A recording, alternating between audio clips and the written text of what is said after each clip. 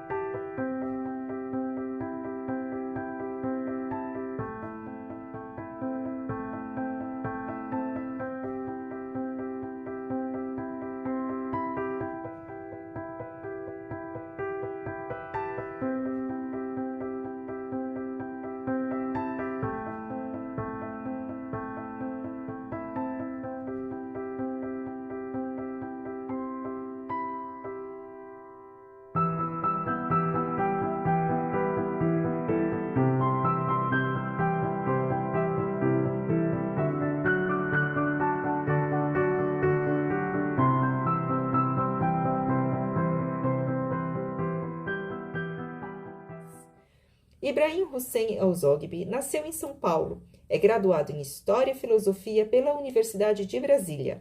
Lecionou para o ensino médio e cursos pré-vestibulares durante mais de 15 anos em escolas privadas da capital. Amante do conhecimento geral, Defensor da causa ambiental e crítico feroz de visões de mundo unilaterais, sempre trabalhando para aproximar pessoas, grupos e culturas diferentes. Também tem como áreas de interesse a música, literatura, cinema e esportes. Correu e finalizou 2 meia-maratonas em Beirute em 2018 e em Berlim em 2019. Desde 2009, vive no Líbano, no Vale do Bekaa, e administra um prédio comercial de escritórios, o Prime Center, na cidade de Shaktura, estabelecendo uma gestão moderna e participativa baseada no diálogo permanente entre o locator e o locatário. Ali Hussein El-Zogby é vice-presidente da FAMBRAS, diretor de comunicações da Cibal Hallel e diretor-geral da Academia Hallel do Brasil. Graduado em Comunicação Social pela Universidade de Mogi das Cruzes, em Ciências Econômicas pela PUC São Paulo e em Pedagogia pela Universidade de São Paulo. É sócio mantenedor do Grupo Educacional 24 de Março e presidente da ACETESP, Associação das Escolas Técnicas na Área da Saúde da Região Metropolitana de São Paulo. Como palestrante convidado, realizou inúmeras palestras sobre temas do islamismo. Bom, muito obrigada pela presença, senhor Ibrahim e senhora Ali Zogby. É um prazer novamente estar aqui com vocês, né, para falar sobre um tema tão importante para nós, o Líbano. E, na realidade, quando a gente fala de Líbano, a gente fala de Brasil também, né? Sim, com certeza, porque aqui tem uma comunidade muito grande de libaneses, né? Então, eu estou bastante curiosa para escutar vocês dois. Bom, então, talvez muitas pessoas não saibam, né, que o Líbano é um país que fica no Oeste Asiático e é conhecido como uma das regiões das mais antigas civilizações, como os fenícios, assírios, persas, gregos, bizantinos e os turcos otomanos, sendo que sua rica história formou a identidade cultural que é única em diversidade étnica e religiosa no país.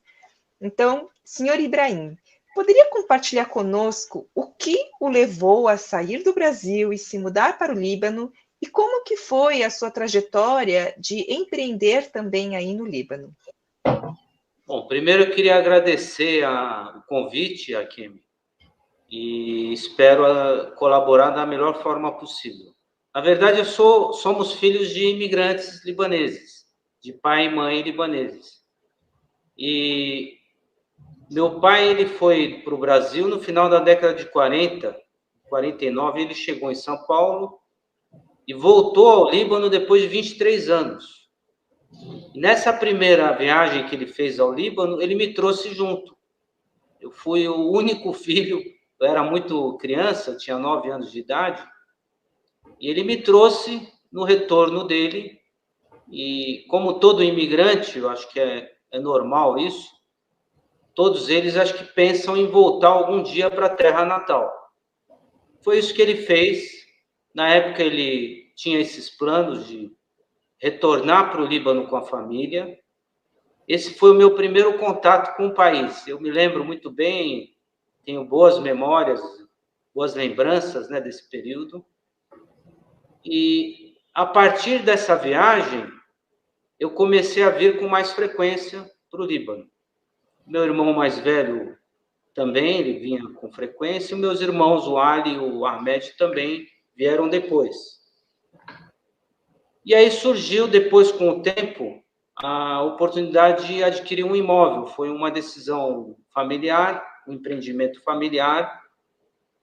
Além disso, eu acabei me casando com uma libanesa. Inclusive, a minha filha, ela nasceu aí no Brasil, nós moramos no Brasil, a mais velha. A mais nova nasceu aqui. E aí o vínculo com o país começou a se tornar cada vez maior. E aí surgiu essa oportunidade de fazer esse empreendimento e nós fizemos. E desde 2008 eu estou aqui de uma maneira, mais continuamente, vindo poucas vezes para o Brasil, pelo menos uma vez por ano ao Brasil. Então foi praticamente uma decisão pessoal, né, familiar, e que acabou me trazendo e eu acabei me fixando aqui no Líbano, desde 2008. Certo. Então, o senhor acabou entrando empreendendo na parte de imóveis, né? De imóveis. Nós adquirimos Certo. um prédio, um centro comercial, e estamos aqui administrando esse centro, né, um local de escritórios, né, com clínicas médicas, com médicos, dentistas, advogados. É um prédio de mais ou menos 10 mil metros quadrados, um pouco menos de área construída. Certo. E então foi basicamente isso, né, que me trouxe aqui a fixar aqui no Líbano. E agora, o Líbano, ele também, né, é o país com maior diversidade religiosa no Oriente Médio, e sendo que a maioria é composta por muçulmanos, seguido de cristãos e depois outras minorias. Gostaria de saber o quanto que a religião ela pode interferir nos negócios e nas relações interpessoais aí no Líbano. Parece que o senhor também se encontra no Vale do Bekaa, né, Vale do Bekaa. Que é muito diferente de Beirute e de outras regiões do Líbano. Então, gostaria que o senhor explicasse um pouquinho para nós como que funciona essa diversidade religiosa nas relações de negócios também e nessas diferentes regiões. Olha, honestamente, por todo esse tempo que eu estou aqui, em contato com as pessoas, né, recebendo pessoas, locando escritórios, eu não percebo nenhum tipo de discriminação em relação a essa questão religiosa. Tanto é que, aliás, isso é um ponto que, para mim, é um princípio nosso. O prédio, ele abriga pessoas de todas as facções religiosas, todos os ritos. Temos muçulmanos sunitas, xiitas, drusos, católicos, maronitas, etc, etc. Eu acho que quando a coisa é boa para os dois lados, existe, vamos dizer, objetividade na conversa, o negócio ele anda normalmente, sem nenhum tipo de barreira. Eu não percebo isso. Claro que a história do Líbano ela tem uma certa sutileza em relação aos grupos religiosos. A própria formação política do país, né? Então, existe esse resquício. Eu procuro, como empresário brasileiro, com a mentalidade brasileira, tentar mostrar para as pessoas aqui que é possível, e é isso que eu acredito, de fato, a convivência entre todas essas pessoas com religiões diferentes, com visões, entre aspas, diferentes, porque, no fundo, tem muita coisa em comum. Quase tudo que existe na Bíblia, no Torá, no Alcorão, a gente podemos dizer que são princípios que a humanidade abraçou. Então, infelizmente, pessoas e grupos, por causa do poder, vamos dizer assim, acabam pegando a religião e utilizando a religião para os interesses próprios, né? Esse é um problema sério. Então, de acordo com a sua pergunta, Kemi, eu não percebo, e quando eu percebo que alguém tenta fazer algum tipo de insinuação, eu já me apresento, eu já deixo claro qual que é a minha visão de mundo. Isso já desarma qualquer pessoa aqui. Na verdade, nós estamos tentando contribuir de alguma maneira. Felizmente, está dando certo. Eu não consigo ver de outra maneira. As pessoas têm elogiado o nosso trabalho, apesar de toda a crise, das adversidades que a gente está enfrentando. O nosso centro comercial aqui em Stura, no centro do Bekaa, é uma referência, apesar de todos os problemas que a gente está enfrentando. Não sei se eu respondi. Sim, respondeu sim, muito obrigada. Eu gostaria até de perguntar para o senhor Ali, se o senhor Ali gostaria de fazer alguma outra observação, já que o senhor também é vice-presidente da Fambrás e tem com toda essa vivência, né, comparando com o Brasil também e a sua vivência ali no Líbano. Gostaria de deixar algum comentário?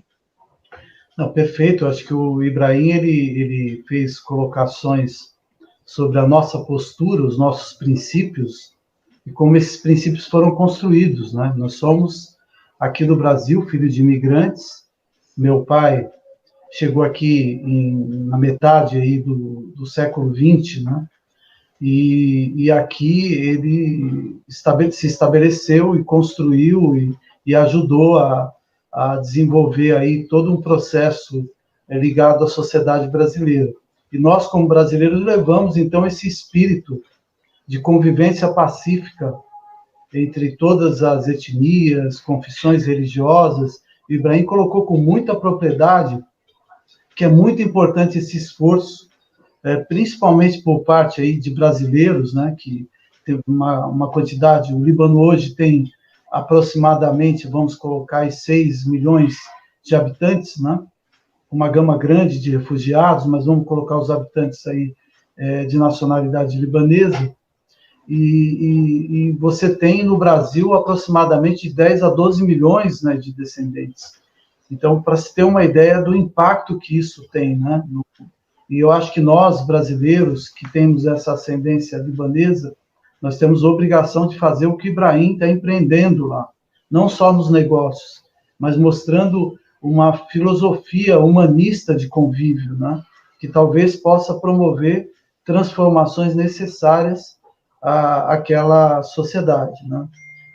O Ibrahim coloca que nós, por conta dessa ida dele, mas na verdade todo imigrante ele traz, né, aquela nostalgia e aquela necessidade de manter as raízes, né? Então o Ibrahim conta de ter entrado na casa do nosso avô, uma Exatamente. casa ainda rudimentar, ainda feita de maneira visto pés de oliveira seculares. E eu lembro do Ibrahim contando como é que foi essa experiência dele, e é algo bastante importante. A gente nunca deve esquecer as raízes. Lembrando que lembrar das raízes não significa você romper com a sua nacionalidade ou com a sua cultura nacional. Acho que a cultura nacional, o Brasil, acho que o grande ponto aí, talvez, que a gente tem que colocar é que o Brasil é privilegiado por ter tantas culturas, tantas nacionalidades, tantas etnias contribuindo para o nosso aspecto, nossa característica de nação universal, né? Eu acho que isso é bastante importante aí a gente frisar nesse momento. Muito obrigada, senhora Ali. Realmente, a gente estava até conversando sobre isso, né, antes de iniciarmos a entrevista, dessa diversidade cultural que existe realmente aqui no Brasil e o quanto isso realmente é positivo, né? Então, eu também sou filha de imigrantes, então eu sei bem o que é essa nostalgia, né? Agora, falando um pouquinho sobre questões burocráticas do sistema de governo aí no Líbano. O senhor Ibrahim havia mencionado, numa conversa que tivemos anteriormente, que as questões trabalhistas aí no Líbano são um tanto complexas. O senhor poderia comentar um pouquinho mais a respeito disso e também qual seria o nível de dificuldade que um brasileiro que está acostumado aqui ao nosso sistema burocrático enfrentaria aí no Líbano? Aqui, eu acho que eu não me expressei bem naquela conversa, mas a questão não é complexidade. Na verdade, as relações trabalhistas, elas são muito informais ainda. Tanto da parte do empregador como do empregado. Então, na maioria dos casos, nas empresas que eu vejo aqui na região, as pessoas trabalham de forma informal. Isso me incomodou muito quando eu cheguei aqui, até a questão, por exemplo, de férias, de horário de almoço, por exemplo, do break na hora do almoço. E eu fui, na verdade, perguntando por que aí eu descobri que é uma coisa normal. Então, no fundo, como nós temos um problema político, já que vem se arrastando há algum tempo, as pessoas não, elas se acostumaram a viver dessa maneira, nas relações de trabalho. Então, nós temos que evoluir, na minha opinião, aqui, a questão tanto da parte do empregador, ele tem que saber dos deveres dele, dos direitos, dos deveres, principalmente em relação aos trabalhadores. E o inverso também. Os trabalhadores também têm deveres. Então, eu não vejo isso de uma forma complexa. No Brasil, realmente, as leis trabalhistas, elas funcionam mais. Eu acho também, de certa maneira, de forma exagerada, às vezes. Eu acho que também temos que evoluir no Brasil, na minha opinião, já que a gente está falando de empreendedorismo. O empreendedor, ele tem que ser ouvido. E o empregador, ele não é carrasco. Não é sempre carrasco, vamos dizer assim. Então, do ponto de vista de relações de trabalho, o Líbano, infelizmente, ele tem que evoluir. Essa é a minha opinião. Minha relação com meus funcionários aqui no centro comercial é sempre muito sincera. Eu procuro sempre conscientizá-los, principalmente dos direitos que eles têm. Muitos deles nem sabem que têm direitos, essa é a verdade. Trabalham, às vezes, 12 horas, 13 horas por dia. E eu não acho justo. A pessoa tem que ter descanso, a maioria das pessoas tem a sua família, tem um momento do horário que ele tem que parar para se alimentar. Isso faz parte de um processo, né, em qualquer relação de trabalho. Você tem cada vez mais um empregado motivado quando ele trabalha feliz, quando ele está bem no seu local de trabalho. Quando ele sente que o empregador está estendendo a mão em todos os sentidos. Mas, do outro lado, também eu vejo aqui realmente muitos empregados, muitos funcionários acomodados, que abusam, que ultrapassam, às vezes, o limite. Aí você tem que realmente chamar, conversar, orientar. Isso é o tempo todo.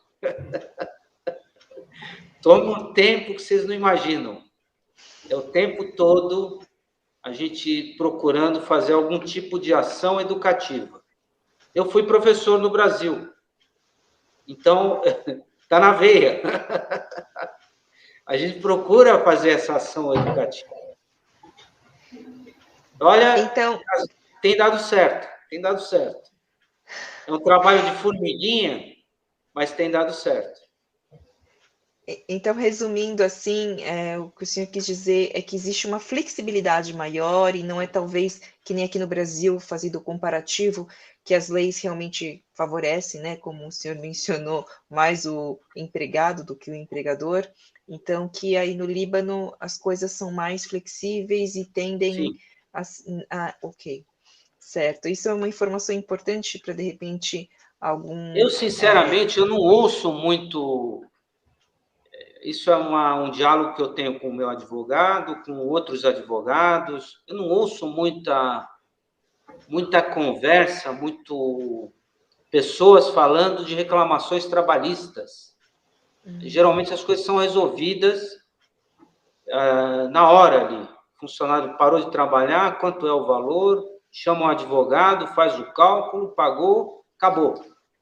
Isso não quer dizer que não tem ações trabalhistas, existe também, né? Mas muito menos do que no Brasil. O Brasil é um fenômeno, né, nessa área. É verdade. Certo. Muito obrigada. Então, agora, Ali, quer agora comentar alguma coisa, Ali?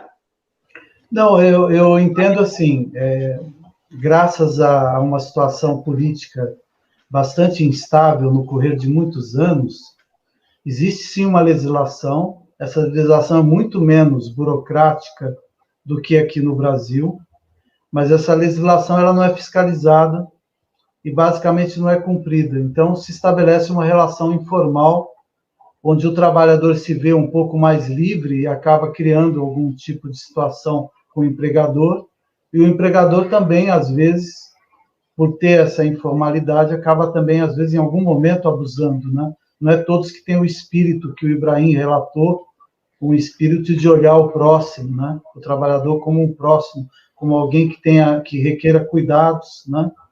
Então, eu entendo que é um processo que vem mesmo de uma instabilidade política, onde as estruturas de governo elas não conseguem, então, fiscalizar e ordenar, né, esse escopo jurídico trabalhista no país. É só isso, só isso. certo. Ficou bem claro agora. Muito obrigada por essa contribuição. Agora, assim, falando um pouquinho sobre os aspectos econômicos aí do Líbano, né? Eu sei que estão bastante desafiadores no momento. Eu gostaria também de saber sobre o aspecto da mulher diante de todo esse cenário no âmbito dos negócios, né? Como que é essa situação atualmente? Quais são as dificuldades e oportunidades que uma mulher estrangeira empreendedora ela teria nos negócios com os libaneses? Olha, a Kemi, eu não tenho, assim... também eu nunca percebi, do ponto de vista de gênero, eu vejo mulheres aqui empreendendo, abrindo lojas de roupas, de calçados. Aí no Brasil a gente chama de padaria, que eles chamam de forno, né? Tem pessoas que gerenciam esse tipo de negócio, restaurantes. Então, do ponto de vista de negócios, os libaneses eles são muito assim habilidosos. E as mulheres elas estão se empenhando cada vez mais. Isso eu percebo assim no dia a dia. Mulher, gerente de banco, por exemplo, mulher, tem várias que eu conheço. E uma mulher brasileira, por exemplo, que queira vir para cá e fazer algum tipo de negócio, eu, no meu ponto de vista, não, acho que não vai ter dificuldade nenhuma. Ela vai ser bem recebida, se ela tiver conhecimento, um business plan do negócio dela, ela vai com certeza evoluir no trabalho dela, cada vez mais. O Líbano não é um país, vamos dizer, fechado. Ele tem, no Oriente Médio, é um país que realmente tem, apesar de ter algumas pessoas mais conservadoras, que dividem, vamos dizer, espaços de homens e mulheres, mas, no geral, as mulheres estão atuando aí em todos os setores. Não percebi nenhum tipo assim de barreira. Não tanto quanto os homens, claro, mas elas estão conquistando cada vez mais o seu espaço, com razão, né? Com competência. Então, se você quiser vir aqui fazer algum tipo de negócio, com certeza você vai conseguir. Eu diria que só do ponto de vista político ainda a gente não vê presença feminina, né, de participação política, né, de congresso, enfim. Aí já é outra história. Mas a sociedade em si, ela tem realmente, eu acredito que no Oriente Médio inteiro é o país mais avançado com relação à presença de mulheres em postos de liderança, postos chaves. A mulher libanesa está ocupando isso por mérito dela mesma, né? Então, o Ibrahim, a esposa dele hoje, ela é dona de um escritório de odontologia, um consultório de odontologia, e ela mesmo está à frente disso, e nós estamos falando do Vale do Bekaa, imagina Beirute, né, Ibrahim? Onde sim. aí você tem uma metrópole bastante avançada nesse sentido. Só uma observação, falando da atuação das mulheres na política, até esse novo governo que assumiu, novo ministério, só tem uma mulher. E as mulheres estavam reclamando por que só uma mulher, né? Então, com certeza existem várias mulheres aqui que poderiam assumir outros ministérios. Infelizmente, só temos uma. Certo. É muito interessante, eu acho que essa informação, porque eu até queria aproveitar essa oportunidade que nós estamos tendo aqui, né, entrevistando um brasileiro que está aí no Líbano, para a gente desmistificar um pouquinho também, justamente pelo posicionamento onde o Líbano se encontra no Oriente Médio, para passar, porque a gente sabe que aqui na mídia do Brasil, nem tudo, né, realmente é passado veridicamente, então aproveitar essa oportunidade para falar um pouquinho de como está a situação econômica aí, de quem está presente, vivendo aí no Líbano. Então, deixar esse espaço para também falar, porque a gente comentou que a situação econômica está complicada, mas talvez os brasileiros aqui também não tenham o entendimento total de como está, quais são as dificuldades. Então, se o senhor Ibrahim quiser compartilhar um pouquinho conosco aqui, Sim, acho que seria interessante. A situação está muito grave, na minha opinião, e do ponto de vista econômico, houve uma desvalorização brutal da moeda da lira libanesa, e isso praticamente no final de 2018 já começou a ter o avanço dessa crise. E está muito complicada e confusa, é isso que eu costumo dizer, porque o governo, entre aspas, que antes desse governo que assumiu, eles se perderam. E hoje, por exemplo, a questão da energia elétrica é surreal. Nós quase não temos mais energia do governo. Se não fossem os geradores particulares, as pessoas, à noite, por exemplo, depois da meia-noite, é um breu. A gente vive numa escuridão. Os geradores, eles são obrigados a desligar os geradores, os donos dos geradores, porque não tem diesel. Está faltando diesel, está faltando combustível, gasolina para os carros. E quando você acha, são filas quilométricas.